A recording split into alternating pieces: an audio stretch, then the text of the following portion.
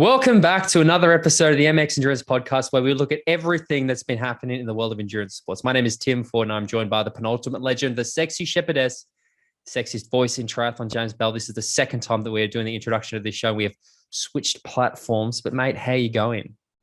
Second time's a charm, isn't it? Let's hope that Devon Internet doesn't cripple this attempt like it did the first one. I'm well, mate. I'm well. You ask how I'm going, I'm going to give you an honest answer. I'm feeling really positive. And, I'm back training hard. I may not be quite running yet, but I think I'm going to run this weekend. I'm biking and I'm swimming and I'm lifting weights. And, I feel like the comeback is real, bro. How are you? Yeah, I think people noted how sick I was last week, and I only got sicker. I think last Friday I was like actually dreading going to bed because I thought I was going to have crazy dreams. And I started to get better over the weekend, and I've been better and back training this week. And I did a session yesterday. I'm like, I'm just going to ease into the train, and my heart rate was straight up to 170. I went, oh, okay, I'm not quite there yet. So I did it again today, and much better. For people peeking behind, we're actually recording a day early because Jimbo's off to France, I assume. Yeah, I'm off to Europe. Off to Europe. Because obviously the UK not being in Europe, it shouldn't be part of the Collins Cup European team. Again, I'm glad that you acknowledge that, not myself. It's lovely, actually. It's lovely to see that you'll become an ally of my mission to get the UK kicked out of the European team for the Collins Cup. But so point of the story is today I trained, it was much better. I'm also feeling very, very optimistic, mate. It's a good time to be alive. What can I say? Yeah, man. Both of us are going to come raging through this year and have all the results we've ever dreamed of, eh? I'm trying to pick a race. I actually am trying to find this first race because obviously I couldn't do Dubai, and then I had to miss Melbourne, and I just find a race. Got the new bike, and it's time to find a race. I'm thinking Elsinore 70.3. I think we're going to try and go to that one together. We booked our St. George accommodation today, which was exciting. Got that sorted, so locked in, mate. Non-refundable, so we've committed. Which is good because we got a few sign-ups for the camp. So again, if you're keen, please come get involved. It'll be fantastic. But James, before we get into that, we have to get this out of the way that this podcast is the official podcast of MX Endurance, the world's premier endurance sports community, created by four-time world champion Chris McCormack. Jimbo, you've been part of MX for bloody ages. What's something you like about MX Endurance? What do I like about MX Endurance, mate? Well, I've got to mention the camp, haven't I, again, because that's coming up. Like you just said, we've confirmed our accommodation for St. George, so we are locked in. We've got sign-ups flooding in like you've never seen. It's going to be a collection of characters. So I think everybody needs to come and join us and get a little bit of an insight into what MX is all about in terms of support and information and knowledge and, just generally a good bunch of people. I was recording the bonus episode with Chris today, and we were talking about some of the camps we were looking to do. And I think we are organising something at Sub7 and Sub8. We're confirming that this quite soon, which is going to be epic. But we're also looking to do an MX event around Barcelona Ironman /70.3. And I didn't realize it's the same weekend, I think, as Kona. So Chris is like, so we'll do the race because Chris is racing the 70.3. So we'll all race and then we'll go have a party and we'll set up a big screen somewhere. We'll all watch Kona together. I'm like, that sounds epic, actually. It sounds like a really good time. So that again, does sound good. And I've said this, but I think that's MX is at its best when we get to go to those events and do things together. Totally. It's been a long 2 years of COVID, hasn't it? Where we haven't been able to do this sort of stuff. Let's get the fuck back out in it and do some stuff. So come to St. George, guys. If you're thinking about racing, if you just want to train, if you just want to watch the race, whatever, you're not sure, you've never really gone and experienced the race before, this is going to be epic. And do it with your two favorite podcast boys, and we'll do some cool training and stuff. So it's going to be awesome. But enough about that. You're taking your bike out? You're taking your bike out to St. George with you, are you? Yeah, I'll take this one. Yeah. I'll take the roadie, not the TT, I think. Yeah. I was asking, obviously you're taking a bike. I was talking about your new TT, but you'll take the roadie, me? Yeah, I'll take the roadie, I think. Maybe not. Those roads that looks pretty good for TTing. I just like to make sure that everybody knows I'm not racing, because when I was in Kona, in 2019, I was training like a mad dog. And I remember it was getting closer and closer to race day, and I was out 60, 70K from town. And you get these people giving you the look like, mate, the fuck you doing? Like, we're about to race an Ironman in 2 days. I'm like, I'm not racing. I wanted to get a shirt. I was like, I'm not racing, because I was doing so much training. And it was funny in Kona because there's literally the one road to the Queen K. And the first few days I was there, it was like a race. There was so many other athletes out on the road, and they'll give you the look. They'll give you who are you? You look legit, blah, blah, blah. And then as it got closer and closer to race day, the Queen K got quieter and quieter and quieter until I'd go for a 100K ride and I'd see one other cyclist. And I'm like, I know you're not racing either. Where the brethren. I hate that look up and down you get from people. No, man, it does my head in. I found it quite. Yeah. I found it quite off-putting in Kona, to be honest. Like the look up and down. I'm like, oh my god, I feel so judged. But anyway, Kona, it's a long way away. St. George is getting closer. There's a lot getting close, mate. It's an exciting time to be alive. And mate, I've actually got some things to talk about St. George based off one of the other things we're going to talk about this week. But let's get into it because we've got plenty to get through. And the first thing, this came out, or this broke, or we got made aware of it literally just after the podcast last week, as is the way. We haven't seen the podcast curse hit us for a while. I thought 2022 was going to be a different year. But alas, the podcast curse has returned. And that is the news that Sam Long is not racing Kona in 2022. We got this summary from Tri 24/7 Jonathan Turner, who says Sam Long has reiterated that he will not race in the 2022 Ironman World Championships in Kona this October. The 26-year-old big unit would have been among the contenders for glory on triathlon's eagerly awaited return to the Big Island. But he raised some eyebrows earlier this week when the announcement that he would be racing at Challenge Roth in early July was accompanied by the footnote that he would not be going to Hawaii. Sam Long explains, the news is true. I have no Kona intentions this year. I've decided to focus on Challenge Roth, and then after that, I will focus on middle distance. For my development and career, I do not want to be focused on full distance all year. Roth has always called to me, and follow my heart is number one. Long's main focus during the second half of the season, once Roth is out of the way, will be the 70.3 World Championships in St. George. The American was second there last year behind Gustavine and will aim to go one better in 2022.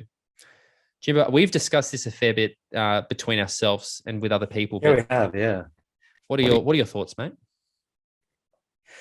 Well, I mean, I think this is quite a good idea for him, to be honest. I think he's working. What I like about what Sam Long is doing is that you can see he's working really hard on not just thinking, well, I am a complete athlete and I'm going to go and race the races that everyone races now and I'm going to win them, because I don't think he's quite there yet with going up against the very, very best at somewhere like Kona. So I think he's working really hard at developing himself as an athlete, developing these weaknesses. His swim particularly has been something he's been working on. Looking at how quick he is of the 70.3, trying to focus on the 70.3 to maintain that speed, to keep finding more speed, and then go into a race like Challenge Roth, as opposed to Kona, in this year where we've got St. George World Championships, we've got the PTO Collins Cup, we've got the PTO Tour, we've got Kona as a world championship. You know, it's a stacked year. So going after something like Roth in a year like this, to tick, if he wins it, to tick a title like that off on his palmares early in his career, whilst also still developing his skills, I think it's quite a clever decision, mate, if I'm honest. I think you've nailed it. It's a very clever decision. Like that's the first word that I would use to describe it. I think is clever, because I think if you look at Sam Long as an athlete, and I think he has a very bright future ahead of him, but he's definitely had a lot more, not to say he hasn't had success at the long distance racing, but he's definitely shown how good he is at that 70.3. I think he has a much better crack at, or a much better chance of winning a world title. I don't think he will win a world title at 70.3 worlds just yet. I just think that there's so many great athletes there. Again, no offense to Sam Long. I think he's got a huge future, but I think this is it's a smart decision. I think I like to see athletes make sometimes smart decisions. And this to me is he's got plenty of time. He's got plenty of time. He's going to go to St. George. That's one crack at a world title. And then to go to a Roth, again, iconic race. Is he going to have an easy time winning Roth? Absolutely not. There are some class athletes, which we'll talk about after this, who are going to be in Roth. But yeah, not seeing him suddenly commit to doing all these really high pressure Ironmans in 1 year. That's a good thing, because it means he's going to have a bit more longevity and it's not going to fuck him at the back end of this year/next year. Athletically, and as alongside that, marketability as well, because he means he's not going to Kona smashing himself up athletically, but also getting sort of his brand tarnished by the kicking that he may well take on that island from some of the more established athletes. So, it wouldn't just be, Sam Long's not there and he's not doing what we thought he was going to do, and he gets sort of slowly sidelined. This allows him to maintain that, if he wins, this momentum that he's got as an improving and prospect for the future. So I think yeah, all power to you, man. Good choice. Go get Roth. And the other thing it's not like it's an unknown, is it? Yeah, exactly. The other thing I think you have to wonder, and this is something we're seeing more and more creep into the sport a little bit, is we know that those PTO events now are quite high value.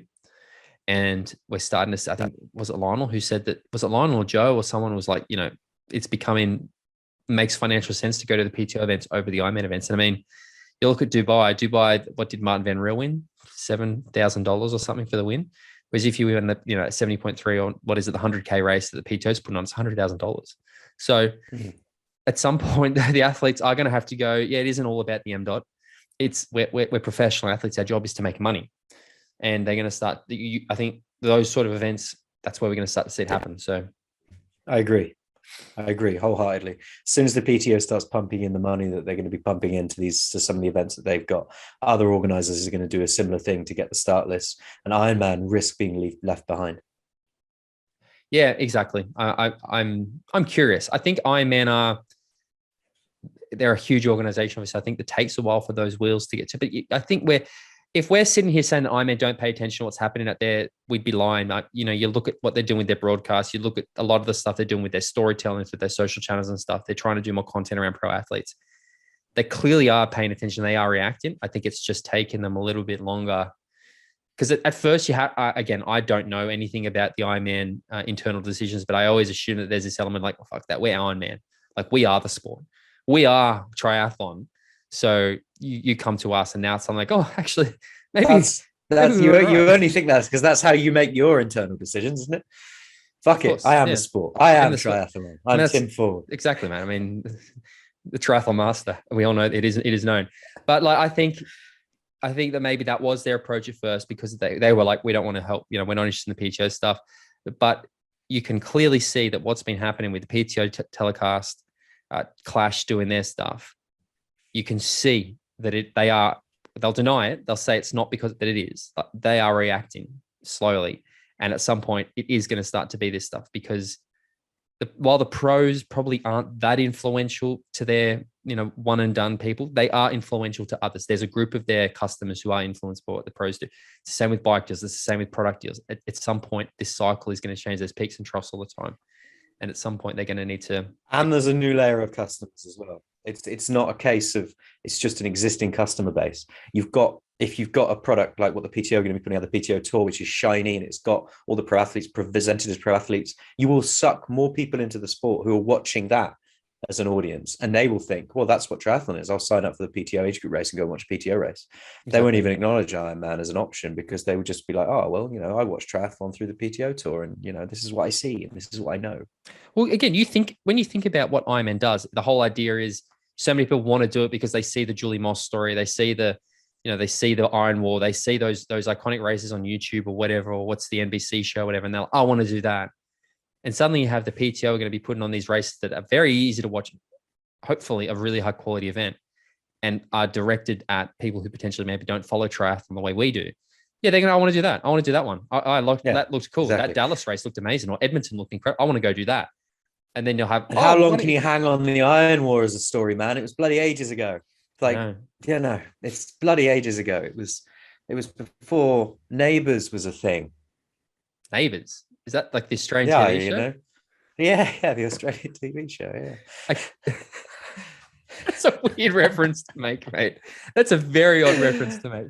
But it was all over the news the other day in the UK because it's been cancelled. It's like one of the UK's most popular programs. I thought it was cancelled like 10 years ago. No, it was cancelled like last month or something. You literally made me speechless now. Why is he talking about a show that was cancelled 10 years ago? There you go. For our American listeners, Neighbours is a horribly crap Australian. What do you call it? Soap opera? Soap opera. The premise of which is they all live on one street called Ramsay Street. Ramsay Street, yeah. Americans are like, I need to check out this show, Neighbours. Oh, wow. I honestly had no idea that was still going. I thought it was done like literally a decade ago. Anyway, let's continue. I don't want to go down the Neighbours rabbit hole, man. Although I reckon there's probably a small percentage of our listeners who like perked up like Neighbours. Oh, yeah. My two favorite interests are the Venn diagram of Neighbours fans and triathlon fans. That group in the middle. You're loving this right now. Next piece of news comes from Try Today Rumi Louise von Schudenveld. And Challenge Roth Solar Hill returns just like defending champions Haug and Lang.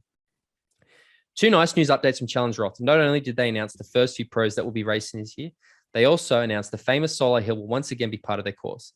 Last year, the popular climb that always attracts thousands of supporters was left out due to roadworks, but in 2022, athletes will get to enjoy the spectacular part of the race again. With both Annie Haug and Patrick Lang racing, both of last year's winners will return to conquer the magical event. As the race was then 10 kilometers too short on the bike, both will look forward to try and set an actual record in this year's event.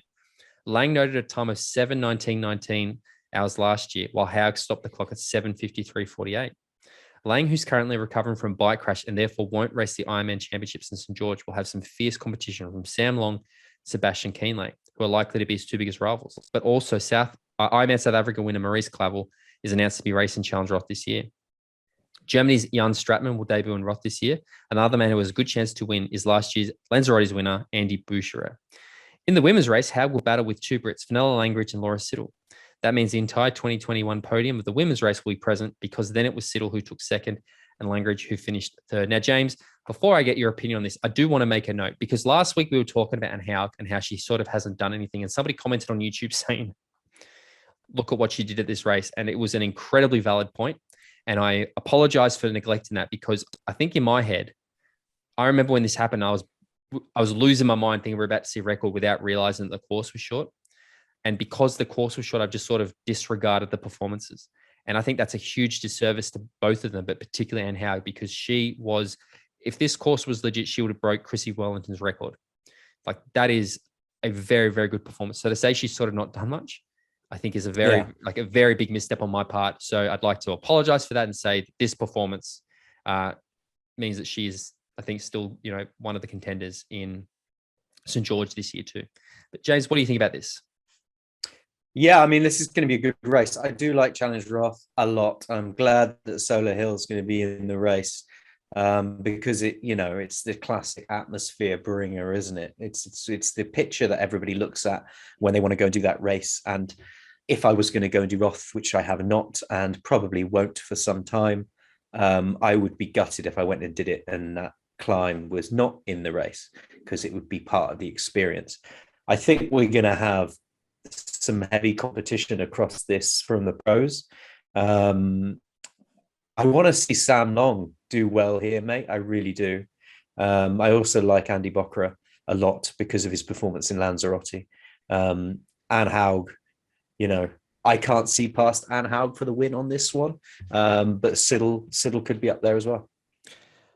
I think Patrick Langer will destroy this, to be honest. I think Patrick Langer, I'm really disappointed that he's not going to be racing St. George, because I think he was going to surprise a lot of people. I think Patrick Lang, I think we might have really seen that Frodo Patrick Lang battle that we've been craving.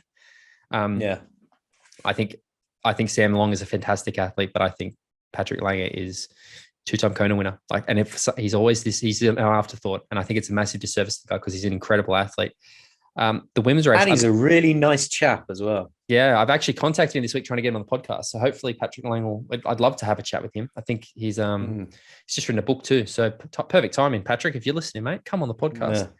Yeah. Women's Annie Haug, mate. Honestly, I really did forget about that performance, and I think that performance was phenomenal. I reckon we'll see a new women's record set this year, to be honest. I think we're probably going to see more names on that list. And I think so too. I think we're going to see a very, very fast Roth race. And is it? It's telecast, but kind of not as. See, I'd love to see the PTO get behind this one, but let's help broadcasters. This is a race that deserves to be. I mean, it should have a deeper field. I think the field's pretty good, but let's get more people there. Yeah, raise the prize money, get it broadcast, make it so that sponsors want their athletes to go there, and make it an event on the triathlon calendar each year. Because it used to be more of an event.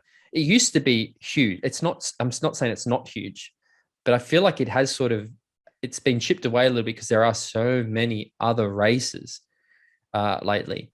But Roth is the second biggest triathlon in the world, I think, behind Kona. So I'd love to see it stacked every year. It's a race that deserves, a huge. I suppose this year's probably a bit different, because if you're doing St. George and Kona, you don't want to do a third really hard Ironman in the middle, unless you're Christian Blumenfeld and Alistair Brownlee. Roth, mate, I'm looking forward to it. Again, I think there's going to be a new women's record set there. I don't know who by. Maybe Annie. Maybe somebody else will come and do it. Next one. Oh, no, you go. No, it's okay. Don't worry. I was going to say something, but then your sentence finished off what I was going to say anyway. Okay, perfect. So carry on. We are so in sync, mate, that we're finishing each other's sentences. Isn't that cute? We've been doing this podcast for too long. Symbiotic, mate. Symbiotic. Yeah, okay. Isn't that a parasite that eats off the other one or something? And they have to anyway. Yeah, which ones? Much how I see you. We get along so well, James Bale. This one is, I feel like we've discussed this ourselves, and it's a conversation that keeps coming up. So let's do it anyway. Triathlon Magazine Canada, Kevin McKinnon. Will the Ironman World Championship move from Kona? Maybe, says CEO Andrew Messick. Andrew Messick appeared to use a recent interview with Mark Allen as an opportunity to feel the waters on whether or not the Ironman World Championship could someday begin a global rotation similar to the Ironman 70.3 World Championship. When Allen asked if the race in Utah meant that we'd see the Ironman World Championship take place in different venues, Messick didn't shoot down the idea, nor did he in any way, shape, or form confirm that it was a possibility. Messick seems to be looking at the challenges of the COVID pandemic that they've presented as an opportunity to test the waters a bit.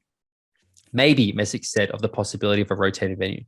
The World Championship for Ironman is so historically linked to Hawaii, but being able to try and see what a World Championship outside of Hawaii looks like will be really interesting for us. And we'll have an opportunity to gauge the reaction of athletes, to see what kind of racing takes place, to see what type of athletes are able to compete successfully. Messick links the rotating 70.3 worlds as being instrumental in the growth of 70.3 racing around the world, and is open to see if something similar is possible with Ironman's full distance World Championship. We're going to learn a lot in May, he said. It's going to give us some really good information to generate some conversations about what is the future of Ironman World Championships. Messick also feels that the two-day format for the Ironman race in October represents some profound changes, all of which will give Ironman a lot to look at in the future for its event. At the end of 2022, we're going to have a lot to think about around the world, around what World Championship racing is going to look like in the Ironman ecosystem. Based on Ironman's inability to fill the World Championship event in St. George, it would appear that athletes aren't as keen on the idea of the Ironman World Championship taking place anywhere other than Kona. But one would imagine that there are some lucrative options for Ironman to move the race around. Various regions would no doubt jump at the chance to write the company a big check in order to host the race. Whether or not the athletes will go for that scenario, though, remains a big question. Jimbo, we've discussed this a lot. Where are you at? I dropped this in because I'm glad that there's a maybe at the end of that question, and that Ironman, someone like Andrew Messick, isn't just set on no, Kona is the answer and the only answer. But you know, the amount of people I see around me on a day-to-day basis who are age group triathletes who are just like, Kona can Ironman World Championships can never leave Kona because I want to go to Kona, it's unreal. I mean, I don't think I've met anybody who agrees with me fucking ever. Me. Yeah, but I'm talking like, just it blows my mind that my idea of the 5-year rotation, where it's Kona every 5 years and then a rotation in between, how is that not the best idea that everyone just agrees with? Because it would be fantastic. You'd have a homecoming every 5 years. Then you'd have all these different races. As long as Ironman assured us that they were going to do these rotational races based on interesting, stunning, quality places to go to, not just Oman paying a load of money, Dubai paying a load of money. You know, I don't want the Ironman World Championships to be diluted by going to flat, boring courses. I want it to be somewhere really fucking awesome. Lanzarote. I want to see it in Lanzarote. Lanzarote, New Zealand, you know, places where you can get some interesting scenery. I want an Ironman World Championship where there's a fuck ton of climbing through the Alps. Andorra. I want an Ironman World Ironman World Championship where it's like flat and fast but hot or something. You know, I want to see where these World Championships can come from and how athletes can bring their different skills to different places, and who the ultimate all-rounder is over that 5-year period. It's interesting. So I did the bonus episode with Chris today, and we spoke a little bit about the what Andrew said. And I think Chris is probably one of the first people who sort of got me this idea of like maybe moving the world champs, because obviously as an athlete, it didn't suit him, Kona. So the fact that he won 2 of them was very impressive. And now that it's happened, I don't want to, but he's like, nah, it's Kona, mate. And he made a really good point to me. And he said, Kona is the only triathlon in the world that goes beyond triathlon. He said, when I meet people and they go, oh, what do you do? He's like, oh, I was a triathlete. They're like, oh, did you ever do that Hawaiian Ironman? He's like, yeah, I won it. They get that. Like, that is something you don't need to, people who don't even know what triathlon is know what the Hawaiian Ironman is. And I think he's right on that. Roth, nobody outside of triathlon knows what that is. Frankfurt, they don't know what it is. Like, it is undeniable that Kona is this iconic race. I just don't think it's iconic because it's the World Championship. That's the difference, I think. I'm not here saying we need to get rid of Kona. I think Kona is the best Ironman distance race on the planet. I just don't think it's the title that makes it special. Chris said every second year, and I think that's a pretty good idea too. Yeah, I agree with you. I agree it's not the title that makes it special, but I do agree to the point that I don't want to see it removed from being a world championship and just to be Ironman Hawaii. I don't want to see that. I also don't want it to race as Ironman Hawaii in the years that it's not the world championship. I want it to still hold that status as when Ironman Hawaii happens in Kona, it is the world championship. Okay. When it's not, it doesn't happen because I don't want to see it diluted like that. I think that will never happen. I think that because it is the most popular race, if they can do it, like they will. Yeah, man. Yeah. Exactly. Yeah. I know. I mean, I'm talking from a really global sort of how I want to see the sport designed. It's funny because again, if I was to sit here and say that my opinions don't change, I think I'd be an idiot and I think I'd be a liar because I've always been pretty much like I think it should move, but like maybe I'm coming around to a little bit to the idea that maybe it shouldn't. Like I do want to see it raced other places on like crazy good courses and stuff. Like I really like that, but it is undeniable that there is something about that kind of race. But yeah, it's going to be fascinating. I'm excited for St. George for reasons that I'm not normally excited for Kona, and I'm always excited for Kona. I'm excited for St. George because of that unknown element. You can only get that from going to interesting, different new places. Is St. George interesting? We'll see. But there's something in that because as I've said before, as I've said 1,000 times, people are probably sick of me saying on this podcast, I don't know who's going to win St. George. Like it's easy to say Frodo, but I don't know that he will. It's 5, 6, 7 people that could literally win this race because it's unknown. And that's what I'm so excited about for St. George. It's why I am more excited for St. George than I am for Kona in October. I love Kona, but it is that unknown element. But I don't know, maybe I'm getting older and like nostalgic, mate, or back in my day. That I get the whole like the significance of that race and why if you are a person who has pursued it forever, you'd be a bit disappointed if you then don't get to race. You have to go somewhere else. I understand it. But again, I think 70.3 worlds when it started rotating wasn't very popular. And it's still to this day, like to say that 70.3 worlds is massively popular everywhere is a fallacy. It depends where the race is. People in Australia don't want to travel to the other side of the world to do 70.3 worlds. People in the US don't want to travel to Australia. Like there is a geographical bias when that race moves. It's just totally. Yeah. Just don't fuck it up. And exactly. And you're right. Don't fuck it up on many levels because if they just we rotate it now and it goes to the highest bidder, that's fucking it up because it's just going to be rubbish and you haven't anchored it in anything. If they say, we rotate it now and Hawaii's just going to be a normal Ironman, we're never going to go back there as a world championship. Again, that's not doing the service to the history of the sport, which does deserve. And me and you always say, history's not that long. Come on, let's just make the sport professional and make it amazing. But there is a nostalgia and a service that needs to be paid to that history. So I think anchoring the importance of the Kona race within whatever framework you decide to move forward with, whilst also making sure that any new venues are just as interesting and stunning. And you're going to you may see a slight drop off in people who are trying to get to each race, like you say, because there's a geographical bias as opposed to like everybody trying to go for Kona. But I don't know, man. I think there's a load of people out there who've been trying to qualify for Kona for years and don't realize that when they get there, it probably wouldn't be that special a race for them. It's all right, probably, but it's probably not amazing. There are probably more beautiful, stunning, interesting locations you could go and race around the world. I want to ask because maybe just the feeling. You said it like, you don't just want to pick races like Oman and Dubai and stuff like that. I think that's something that, again, give Ironman credit when it's due. They haven't done that with 70.3 odds. I think all of the venues. Haven't. You're right. I think with the exception of maybe Chattanooga, and again, I've never been to Chattanooga, so I'm maybe speaking out of turn. But I look at a lot of those venues and like, that's what it is for me. Like, okay, where's 70.3 odds going? I'm not that keen. Oh, fuck, it's there. Yeah. Like Finland, I am in. I will do what I have to do to qualify for that race because I want to go race 70.3 worlds in Finland. I really regret, in hindsight, not taking my spot to ZLMC when it was in Austria, because I didn't really know what it was. And then I saw the race. I was like, I have made a huge mistake. Look at this event. It's so incredible. Yeah. And that's why I wanted to race 2016. That's what motivated me to go qualify for World Champs.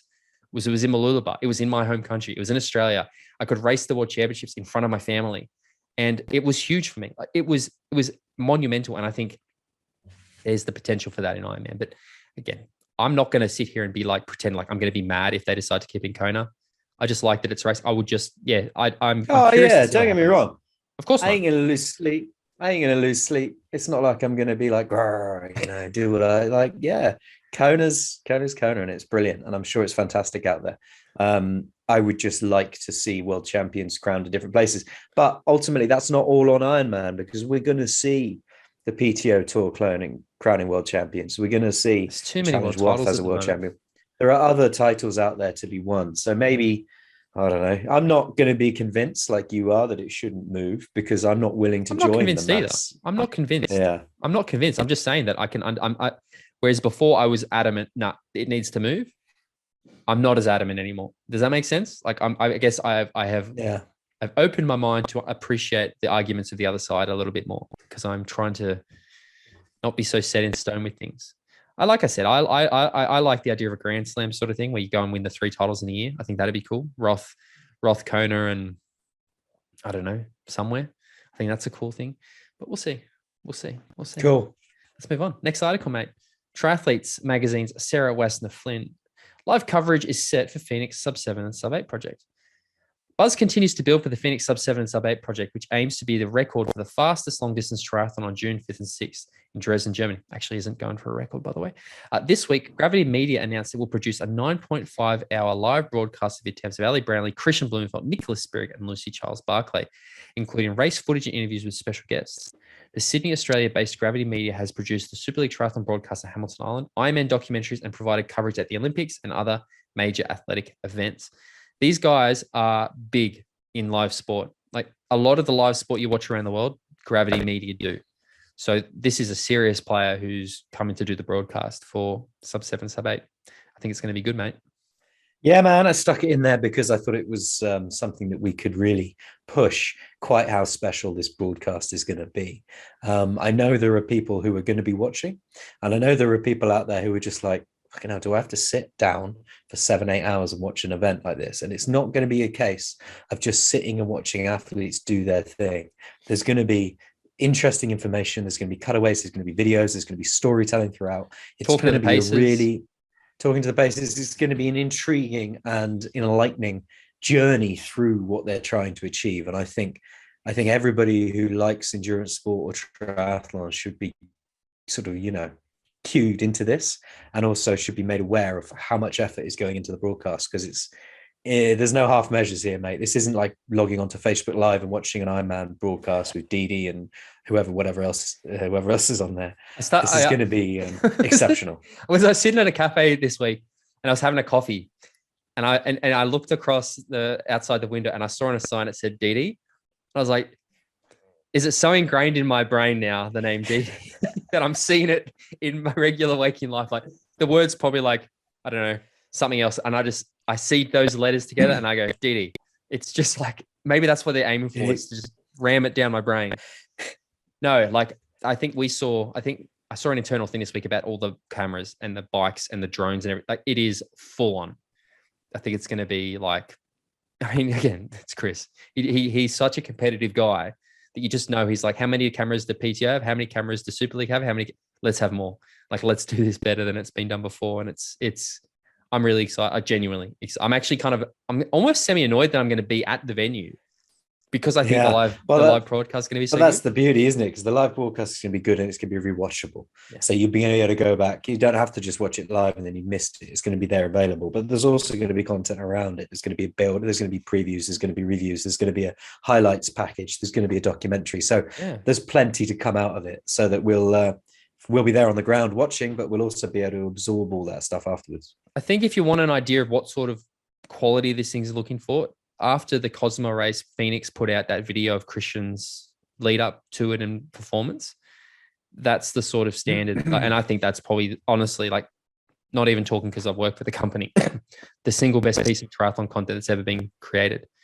And that's the sort of standard they're going for. Like it's not going to be the age group stories we're used to seeing with the NBC Ironman book. Like this is going to be full on triathlon coverage on a level we've not seen before. So, and Gravity is some of the best triathlon, like you've never seen it before. Sorry, I should have done my Will McCoy impression.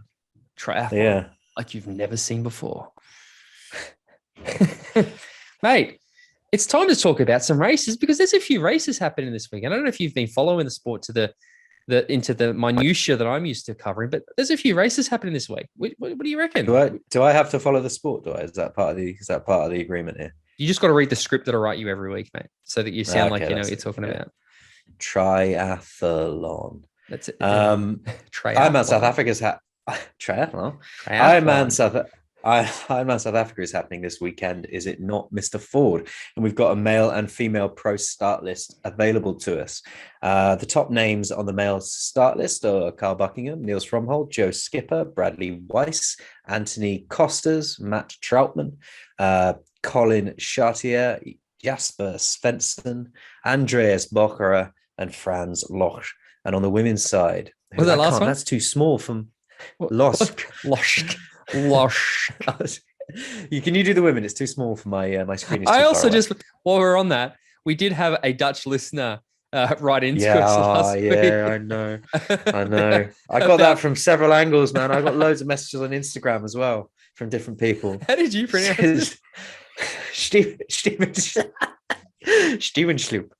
And they're like, no, it's Stephen's loop. And you're like, why? It's like, it's the Church of Stephen. It's literally the loop around the church. No, it's not even the loop. The loop is Dutch for run. Oh, it's Stephen's run. Stephen's run. So it's not Stephen's loop. It's Stephen's loop. I love it. Anyway, can you read the women's start list because it's too small for my brain? We got, it's first name, last name, last. Yeah, it's first. Jade Nicole, Sarissa De Vries, Kylie Simpson, Katarina Groman, Kristen Leopold, Natia Van Herden, Elena Ildasic, Mariella Sawyer, Gabrielle Oberman, Fiona Moriarty, Magda Newalt, Vanessa Piera, Lisa Maria Donaire, and Margaret Eifers. I have never heard of one of those athletes before in my entire life, ever. No, I was going to say, I think we've got more recognizable names on the men's start list in this race than we have on the women's. Yes. To the point where I don't actually have a depth of knowledge about any of those female pros to be able to give you a pick or an idea of who may or may not win. So apologies, triathlon audience. But on the men's side, I'm fully expecting Joe Skipper to do the business on this one, mate. Yeah, I think so too. There's no coverage about this race yet. I'm surprised. Normally there's normally some great previews for events out there, and there's none. Maybe it'll come late. We are recording a day earlier. But it's Joe Skipper, mate, for me, 100%. Like, definitely. I'm like really, we've obviously followed Joe's career pretty closely. Looking at how he ended last year, coming into this year with St. George with his confidence, he's come out and said he's going to win St. George. He has to deliver the goods here, I think, a little bit to see where. I mean, he doesn't have to. It doesn't matter. The race in St. George is still a fair ways away, but I mean, there's some good names on the list. Niels Fromhold, Carl Buckingham, Andreas Buchera. As we said, is this Colin Chartier? I think it's his debut, Ironman debut. Yeah, I believe so. Yeah, Anthony Costes. I swear to God, he's on every start list we read. Every single start list we read seems to be Anthony Costes. Yeah. I don't know if you remember. I know Anthony a bit. I used to train with him in Phuket, and he's the pro triathlete that has those morph bars. So they're base bars, and then they morph into the aero bars. So you don't have 4 prongs. You've only got 2. I still remember the first time I was like, that is the weirdest fucking thing I've ever seen on a bike in my entire life. Yeah. I think Jasper Svensson will go well here as well. Yeah, that's a good shout. He's a good athlete. And I'd like to see Andreas Bochara do well, because anyone that's won Lanzarote is up there in my mind. Any risk of, do you think, because this was the race last year that the swim got shortened and everybody said, I can't believe the swim's been shortened. And everyone's like, no, it needed to be shortened. But then it was shortened to like 1.9K. And I also think, fuck, if you're going to do 1.9, you might as well just do the 3.8. I want to see a full race here. I think so too. I think we should be seeing a full race. I can't imagine they're going to do swim shortening this time around. You know, if you're going to shorten it to 1.8, just do 2 loops. It ain't that hard, is it? Yeah, that's what I mean. Like it seemed like an odd choice for me last year to be like, okay, we'll just do half. It's like cancel it or do it. I don't think you need to have. Yeah. I don't like swims being cancelled, mate. It does my head in. Does my head. It's the one reason I don't race in the UK anymore. Swims being cancelled and weather being shit. I love it's like being rubbish. Yeah, ocean swims. People going, oh, there's too many waves. Like it's the ocean. It's a skill. I did a race. It doesn't matter. People who get. I still remember that we spoke about 2016 Worlds, and every day in the lead up to the race, the waves were like up, like it was properly choppy, and a lot of the Americans and stuff were like, is this normal? I'm like, mate, this is calm. It's going to be so much worse on race day. It wasn't. Like, I knew it wouldn't. But you could see them being like, I've never swum in anything like this before in my entire life. Whereas a lot of us, like, the last triathlon I did in the UK, and this is the breaking point for me, the straw that broke the camel's back, where I said, fuck this country. The swim was perfectly flat. It was like an ice rink of perfection to swim in. But it was misty, so they cancelled the swim because it was misty, and I was just like, "Fuck this." I did a 70.3 Norway 70.3 in 2016, and they decided that the water temperature was so cold, so they shortened the swim from 1.9 kilometers to 1.5. And I'm thinking that makes literally no sense. Like, why? No. What's that 400 meters? Like, is that the coldest part of the lake? Like, I don't understand what. Yeah. That's where people start to die. Yeah, I still remember that was a very weird choice. Anyway, back to the race. Joe Skipper, mate. I genuinely think Joe's going to rip this race apart. I'm expecting a huge performance out of Joe. I think he said it's the last time he did an Ironman that he had a really bad race. Like he's never raced for here, so he's come in there with unfinished business. And we've seen that he's been training the house down. He's done camps in Spain multiple times. He's on red hot form. So yeah, and it's his first time racing his new Argon TT bike in anger as well. So be interested to see how he performs on that. In anger? Yeah. In anger, it's a saying. What does it mean? As opposed to just if you ride your bike out, well, if I take my road bike out for a nice gentle ride, I'm just riding my bike. If I race it, then I'm then riding it in anger, which is racing it. I've never heard this before. You're teaching me something on our podcast, mate. You've never heard that saying before. It's story time with James Bale. It's learning time with James Bale. Here you go. There you go. Is this a British thing? There you go. I'll take you through the English. I am now beginning to believe it maybe. But no, I'll racing right in the anger. I'll find out for you, mate. I don't ride my bike angry. Learn something here. Joe Skipper's epic. Come on, Joe. Bring it home, Joe. The other race that's happening this weekend is epic. This is a race I am really excited for, and I'm very glad is going to be broadcast live for us to watch. I just need to work out the time difference and stuff. But that is obviously Ironman 70.3 Oceanside. John Levinson at Tri 24/7 has put together the preview for us. Obviously, this is a very, very famous, well-known race in America. As I said, it is going to be broadcast live. This is the first time we're going to see that outside deal that Ironman 70.3 has with outside. So I guess we'll find out how good it is. Is it still available on the Facebook page, or is it on an app or something now? Do you know? I don't know the answer to that question. It's fine. We'll work it out. People will work it out. We need to give our audience more credit, mate. I'm sure they're clever enough to work it out. In the men's field, Alistair Brownlee's returning, and not for the first time in his career. It's been a long road back from injury and surgery for the two-time Olympic champion. Lionel Sanders is no stranger to this race. He went third, first, second between 2015 and 2018, and is on a similar road to Brownlee for the Ironman World Championships in St. George. Whatever happens during the swim and bike, he's expecting this one to come down to the late stages of the run, and he's very confident of where his form is at for that final discipline. Ben Canute must be a strong contender, having won the last two editions. He has also raced well this year, coming third at Clash Miami, and he's expecting a better result than that. He's already said that Oceanside is the event he is excited for. Openers this season will be Rudy von Berg, who they spoke to at length earlier in the year. He also knows the race well, racing fifth in 2018 and second in 2019, and he's rarely far from the podium in any race. Add in Sam Appleton, Jackson Laundrie, Matt Hansen, Andreas Streitz, David McNamee, Bart Arnott's, and more, and you have what will perhaps be the deepest field we will see this side of St. George. The other one that I want to add is an Australian triathlete that I talk about a lot on this podcast, and that's Steve McKenna. Steve's going across to race this race, and I think Steve is going to, people are probably not paying much attention to Steve. They will be after this race. Steve's going to have a very, very good race. He's a very good athlete. He finished second, I believe, off the top of my head, to Sam in Geelong earlier this year. So Steve's another one to watch. Do you want to talk about the men before the women, or do you want to? Steve. Yeah, let's talk about the men while it's fresh in our heads after this. I mean, that's a stacked field, and it's going to be really exciting to see how these players go up against each other. I am very keen. I'm interested to know your take on Alistair Brownlee as things stand, because there was a long period of time when he was racing WTCS that, or World Triathlon as it is, where he was in my mind, he was just up there as like, the man to beat. Then he came to long course and he felt breakable.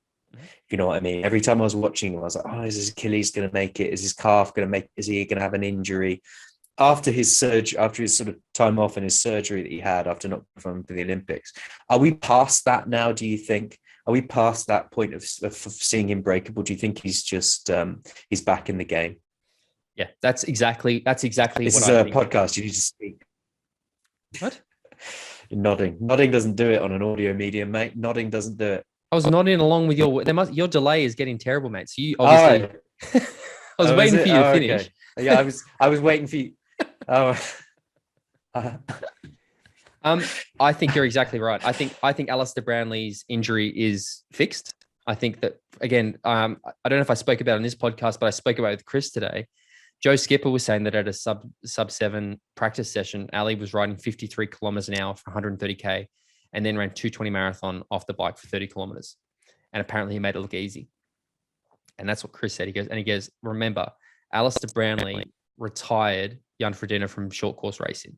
Like this is probably the best short course athlete to ever live, to ever do the sport, is Alistair Brownlee. And I think if he has now fully committed, he's admitted that trying to go to Tokyo was a mistake.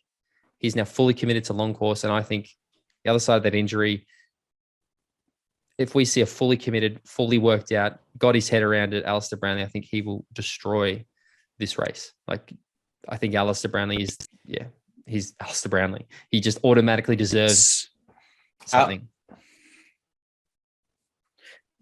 Oh yeah, he deserves acknowledgement and respect. So out of that start list, do you see Lionel Sanders as his main competitor? I think so. I mean, I watched a bunch of Lionel's videos today in anticipation of this conversation, because I'm always really curious to see where Lionel's head is at. And Lionel's saying that he is in the best, definitely his bike's on another level. He reckons his run is the best it's ever been. He's swimming better than ever before. I am as excited as I am about this race. I think one of the things I am really excited about is seeing Lionel Sanders, because he's now been working with Mikal Iden for 6 months now. And I love that he's got a coach and he's following the coach, and I think it's going to make him a much better athlete. And I'm curious to see what that is.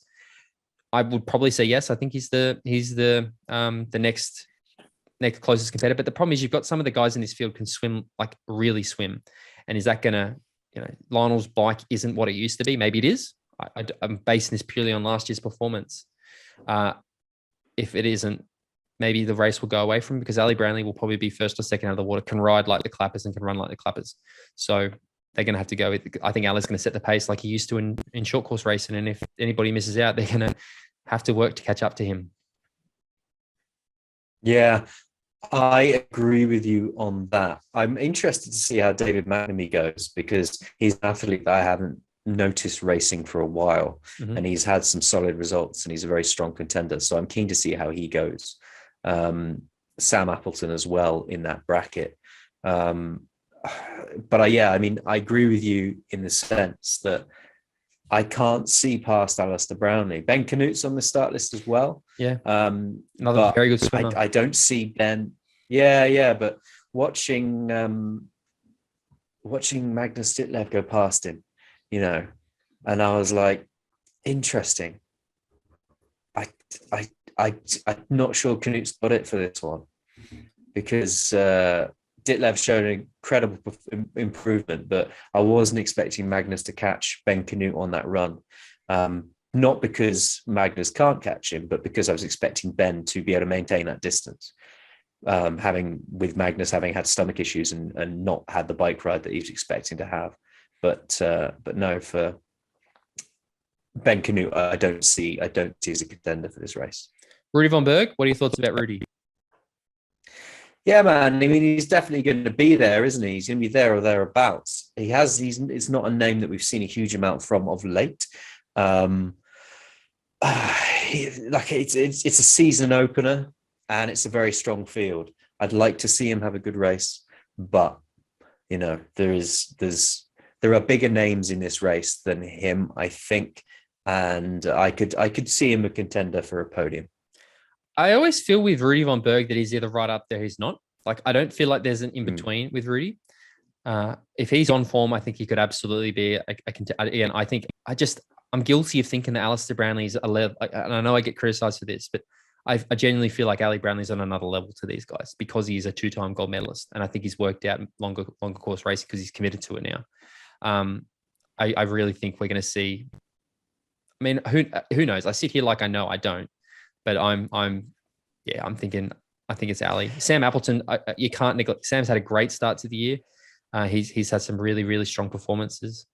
He's also a very, very good swimmer. We saw him go with Jan at the Collins Cup. Jan and Sammy went together to swim bike, and then Jan gapped him on the run.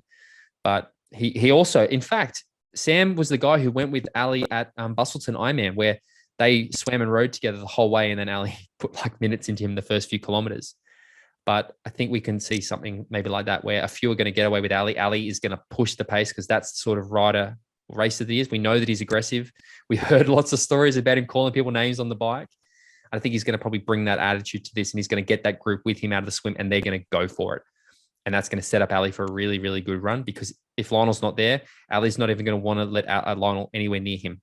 Not because he doesn't back himself, but he's a racer, and that's how you race to win. So that's what I think is going to happen. Do you think we're going to start seeing the fruits of the Sub7 training come out in this race? Yep. We're going to see an Alistair Brownlee like we've never seen before, and we've seen a very good Alistair Brownlee before. Yep, that's exactly what I'm thinking. And Chris said it to me today. He said, if Ali has worked this out and the numbers that Joe's talking about sound about right, and Ali's on for St. George, Alistair Brownlee will win St. George. And I was like, fuck, that's a big call. But again, I wouldn't be surprised. Hey, like he is. No, he's Alistair. And it's been deceptive. Yeah, his entry into long course has deceived us because he had an injury that he was playing with. He's had some, a couple of results here and there, and then he tried to go to Tokyo and failed at that, and then had to go and get surgery and come back from the re-injury. So we've gone from the invincible Alistair Brownlee in our minds to this fallible version of him, and it's deceived us, I think, in the sense that we haven't seen him at his very best, really going for a long course racing, and it could be, there's every chance that we're about to see a period of domination from him. You never know. Mm. Let's talk about the women's race, because the women's race is also fucking deep, like really, really deep as well. This is a great race, actually. This field is fantastic in both events. Pro women, Daniela Ryf has 5 world championship titles to her name over this distance, which in years past would make her odds-on favourite for the win. She did take top spot in 2019. Taylor Knibb, third at 70.3 worlds last year, fastest at the Collins Cups, and the Olympic silver medalist. The defending champion racing here is Paula Finlay. She was in a class of her own on the bike in October. And reflecting back on that hugely impressive PTO championship victory in December 2020, she's strong across all 3 disciplines. At her best, that makes her tough for anyone to beat. Holly Lawrence and Heather Jackson have also won this race. Holly in 2017, Heather in 15 and 13. And they both have multiple world championship podium finishes on their records. And Holly obviously won it in 2016. And then you've got Ashley Gentle, who's going to win it. Who's going to win it? Ashley Gentle, you think? Yeah. Interesting. I want to talk about this because I'm like the Taylor Knibb thing. Taylor's got a TT bike. We saw Taylor Knibb explode onto the scene last year. And you think it's going to be Ash Gentle? Because Taylor's a better swimmer than Ash, but Ash is a much better runner than everyone in this race. Yeah, totally. I think Ashley Gentle was made for 70.3 racing, and I think in this race she's going to underline that quality that we saw in the Clash race that she won recently. Taylor Knibb is a fantastic athlete, and don't get me wrong, if she takes the victory, I'm not going to be like, but where did that come from? Because it's very, very much within her grasp. But I think Ashley Gentle is the one to watch. I don't think Daniela Ryf is the one to watch, but it's going to be a hell of a race watching it shake out, mate. Holly Lawrence? don't know, man. It's been a while, hasn't it? Yeah, it has, hasn't it? Yeah. Oh, sorry. I also forgot to mention Sky Monchi's racing. Friend of the podcast, Sky's also, she was 6 at 70.3 worlds. So she's there as well. I want to see a podium from Sky. Paula Finley's an interesting one as well. After that PTO championship race victory she had, she kind of disappeared for a little bit. We haven't seen a huge amount from her in terms of results. So, if she's back firing, she could be up there as well. Paula Finlay, uninjured and on, is one of the best middle distance athletes on the planet, I think. It's just that she also seems breakable. She seems to, I think that's why she got injured again. We know that before Daytona when she was injured.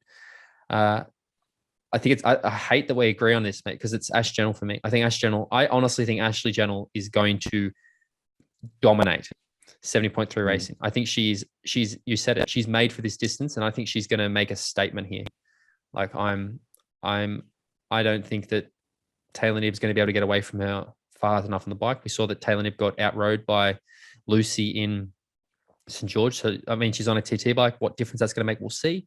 But Ashley Gentle, mate, for me, I just think she's the most exciting thing. And I love the fact that she's Australian. I have an Australian that I can get really excited about racing. So it's the same. Finally, some Australian success for you to support. It's been a long time, hasn't it? I know. Well, look, so that's the race. We've both picked the same people for the win, Alistair Brownlee and Ashley Gentle. What about let's go second. So then we can maybe have different. I'm going to pick Lionel Sanders for second. I'm going to pick Taylor Knibb for second. Yeah, I agree. Third place in the men's. I'm going to go third place in the men's. I'm going to go Rudy Von Berg, and for the women, I'm going to go. I'm going to go Holly Lawrence, David McNamee, and Sky Monch. There we go. We finally got different. So it's all about third place. We'll see. Yeah, we got there in the end. Jimbo, what's next? Welcome to the down low on the PTO. Just like Lionel Sanders says. His famous quote. It is known. It's what he's known for. Quick shout out to Kat Matthews for her impressive victory at 70.3 Lanzarote, and that earned her the highest women's point score of 2022, 104.92, to vault up the late PTO rankings to number 6. She advertised her claim to be a leading contender for the delayed 2021 Ironman World Championships in St. George in May, with a dominant success in the Canary Islands. She had more than 3 minutes to spare, reigning Ironman World Champion Annie Haug. And now I just wanted to point out really that there's been some movement on the women's rankings, with Kat Matthews going up to 6th and having, in this race in particular, got her the highest points total that we've seen so far, which is interesting. In the top 20 in the men's rankings are as they were, despite another eye-catching win from Sam Long being factored into the equation. The big unit followed up his Miami success with another win at Challenge Puerto Varas in Chile, but the 93.38 points award wasn't close to making it into his top 3 county performances, so he stays at number 5. Do you have any thoughts on those points changes, rankings changes, or non-changes on the men's side? No, I don't really have that many thoughts about the men's at all. But again, I just think it highlights just how good that performance from Kat Matthews was. It was totally. Man, 117 run on that course was fucking fire. And I know she feels that she's good. And mate, I cannot wait to watch Kat unleash hell in St. George, because I think she's coming in hot. So. Indeed. And another point about the PTO is that they've got another investment from Equity. They've invested in the PTO. Equity is a global investment firm that invests in life science and health tech companies, has joined Michael Moritz with an investment in the Professional Triathletes Organization. According to Pro Sports Media, the strategic investment will see the creation and distribution of a platform for companies developing new health, wellness, and medical technology products, looking to reach consumers involved with triathlon. It's big news for the PTO, who've been making huge inroads in triathlon racing for long distance professionals, but at a cost. The company is reported to have raised a second round of investment last fall. Bringing Equity on board promises another big name to the investment list for the organization. It also opens doors for companies to see the organization as a good option for reaching the triathlon market. And Charles Adamo said, the podcast, PTO professionals provide an inspiration. all those who face challenges in their lives and want to overcome obstacles to achieve their potential, said the PTO's executive Charles Admo. We believe Equity's healthcare expertise will assist in our goal of creating a more health and wellness conscious community by providing access to innovative healthcare technologies. So more investment coming from the PTO and coming in from a different place. So I think it's clear that it's being seen, the impact they're having and the investment opportunities that are there, because that's what they need. The PTO cannot survive at a loss. They need to start making some money. Yeah. Again, great to see they've got another big company involved. I guess while you're reading, I was wondering how it's going to work, change the ownership structure, because it's meant to be, it's 50% athlete owned, 50% owned by Michael Moritz. So whose percentage has his stake dropped, or has the athlete's stake dropped, or is it a third each now? Like, that's the only thing I'm curious about. We'll find out the answer to that question for next week's show. Shall we, Mr. Ford? Sounds like a plan, mate. Next week's show, if you're excited about that, or you liked what I talked about with the bonus episode I recorded with Chris today, you can get that by going to mxendurance.com/podcast. Sign up for our podcast membership for as little as $3.40 a month or $49 a year. The episode we did today with Chris was awesome. It's like well over an hour. We answered a bunch of the MX questions this week. We spoke about a whole range of stuff, some really good behind the scenes stuff as well. But yeah, talked about Martin Van Riel's world record. We spoke about what's going on with Daniela Reef. We spoke about St. George 70.3 World Championships last year maybe being a hollow field, and what Chris thinks about this year's St. George race. It's always good to get Chris on. He knows so much about the sport. It's ridiculous. He told some really cool stories too about his days racing and his biggest rivals, and nearly getting a punch up after a certain race and stuff. So it's a good time. If you want to do that, help support the podcast. You get a whole bunch of benefits, including discounts. I think somebody saved $200 just buying a wetsuit the other day. Keeps us doing this. We'll make sure if you sign up, we'll get James Bell some better internet so that it's much better, because this has been brutal. But yeah, mxendurance.com/podcast. Jimbo, if they want to find out other things about the show, where do they need to go? If you want to find out more about MX Endurance, head to mxendurance.com or search MX Endurance on Facebook or at MX Endurance on Twitter or Instagram. If you want to follow me, I'm at bale.james85 on Instagram, or you can follow Tim at tford14 on Instagram. Jump onto iTunes, give the show a review. You can do it in the podcast app, really helps the show out.